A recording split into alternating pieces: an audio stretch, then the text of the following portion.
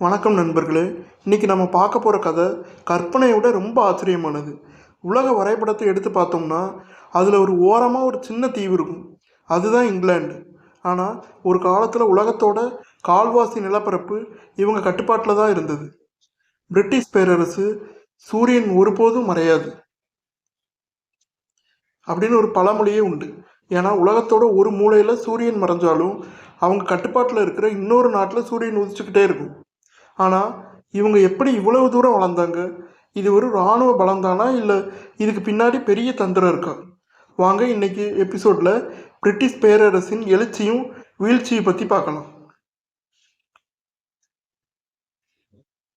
இங்கிலாந்து ஆரம்பத்தில் அவ்வளவு பெரிய பவர்ஃபுல் நாடு கிடையாது.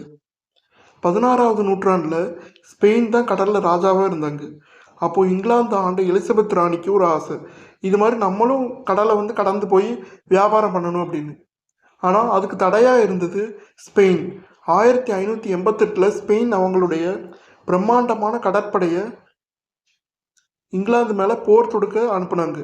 ஆனால் பிரிட்டிஷோட சில தந்திரங்களாலையும் அந்த பெரிய கடற்படை தோத்து போச்சு. இதுதான் உலக வரலாற்றையே மாற்றின புள்ளி. இதுக்கப்புறம் தான் இங்கிலாந்து கடலில் தன்னோட ஆதிக்கத்தை செலுத்த ஆரம்பித்தாங்க. முதல்ல அமெரிக்காவோட வடக்கு பகுதிக்கு போனாங்க. அங்கே காலனிகளை அமைச்சாங்க.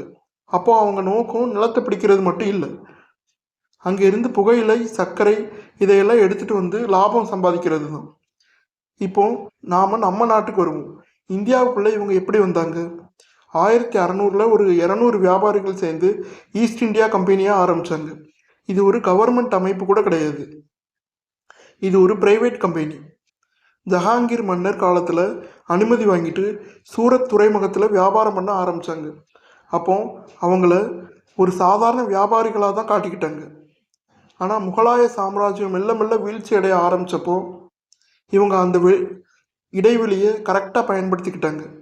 1757 நடந்த பேட்டில் ஆஃப் பிளேசி, அதுதான் திருப்புமுனை. அதுக்கப்புறம் இவங்க வரி வசூல் பண்ணுற அதிகாரத்தை எடுத்தாங்க. யோசிச்சு பார்த்துக்கோங்க, ஒரு கம்பெனி ஒரு நாட்டையே ஆள ஆரம்பிச்சது. உலகத்தில் வேறு எங்கேயாவது நடந்திருக்குமா? இந்தியாவோட செல்வத்தை இவங்க லண்டனுக்கு கடத்தினது தான் பிரிட்டிஷ் பேரரசு இவ்வளவு பெருசாக வளர மிக முக்கியமான காரணம். 1800களில் விக்டோரியா ராணி காலத்தில் தான் இவங்க உலகத்தோடு அசைக்க முடியாத சக்தியாக மாறினாங்க. ஆப்பிரிக்காவை கூறு போட்டு பிரித்தாங்க. ஆஸ்திரேலியாவை ஒரு சிறைச்சாலையாக மாற்றி அங்கேயும் காலனிகளை உருவாக்குனாங்க. ஆனால் எந்த ஒரு சாம்ராஜ்யமும் நிலைச்சது இல்லையே. அதே தான் இங்கேயும் நடந்தது. 2 உலகப் போர்கள் இங்கிலாந்தை பொருளாதார ரீதியாக ரொம்ப பலவீனப்படுத்துச்சு. அது மட்டும் இல்லாமல் இந்தியா மாதிரி நாடுகளில் சுதந்திர போராட்டம் வெடிக்க ஆரம்பிச்சது. காந்திஜி மாதிரியான தலைவர்களோட அகிம்சை போராட்டம் இவங்களுக்கு பெரிய நெருக்கடியை கொடுத்துச்சு. கடைசியில் 1947 இந்தியாவுக்கு சுதந்திரம் கொடுத்தாங்க. அதுக்கப்புறம் அடுத்த 20 வருஷத்துல மற்ற எல்லா நாடுகளுக்கும் சுதந்திரம் வாங்கிட்டாங்க. எல்லா நாடுகளுமே இவங்ககிட்ட சுதந்திரம் வாங்கிட்டாங்க. இன்னைக்கு பிரிட்டிஷ் பேரரசுங்கிறது வெறும் காமன்வெல்த் நாடுகளோட ஒரு கூட்டமைப்பாக மட்டும்தான் சுருங்கி போயிருக்கு.